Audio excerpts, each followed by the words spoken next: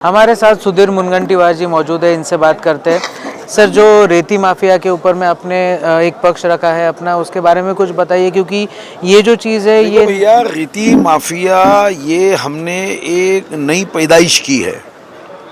चोर उचक्के बनाने की ये पैदाइश है।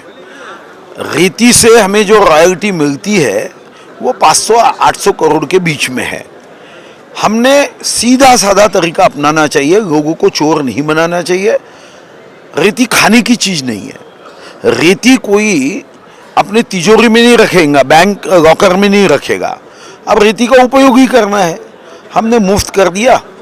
जो घर बांधेगा उस पर हमने सेस लगा देना है। अपने को पता है, वो आपके पास परमिशन लेने आता है कि मुझे 10,000 फीट का घर चाहिए, मैं इतना TDR यूज़ कर रहा हूँ, मैंने इतना FSI यूज़ किया, बस उस हिसाब से रेती का सेस लगा दो। तो मेरा ये मानना है कि तुमको 3 गुना ज़्यादा पैसे मिलेंगे।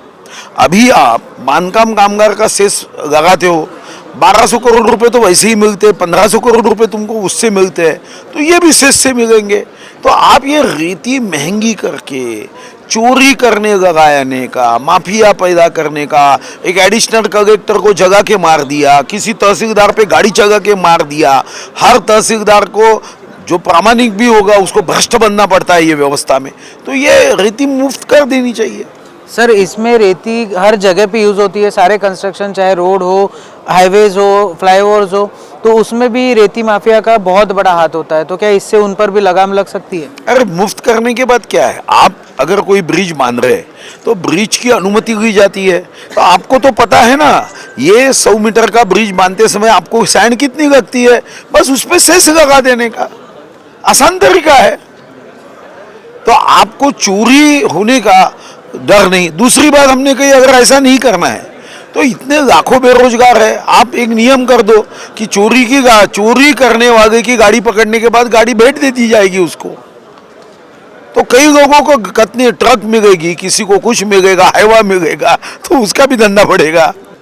तो ये थे आमदार सुधीर मुनगंटीवार, जो प्रखर रूप से रेती माफिया को जड़ से उखाड़ने की बात कर रहे हैं, और एक बहुत ही नायाब और अनोखा इन्होंने तरीका लाया उसके लिए कि जो भी घर बनेगा उसको पता रहेगा कि कितने डंपर, कितने ट्रॉलर वहाँ पे रेती लग रही है।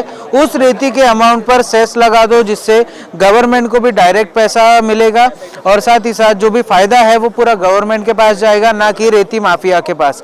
आज रेती माफिया इतना प्रबल हो गया है कि वो जिसको चाहे मार सकता है, जहाँ से चाहे वो ट्रक निकाल सकता है, और अवैध रेती, अवैध बालू पूरे महाराष्ट्र भर में फैली हुई है। उसको रोकने के लिए सुधीर मुनगंटीवार ने एक बहुत ही अच्छा कदम बताया है और एक बहुत अच्छा पक्ष भवन में अपने सामने रखा है।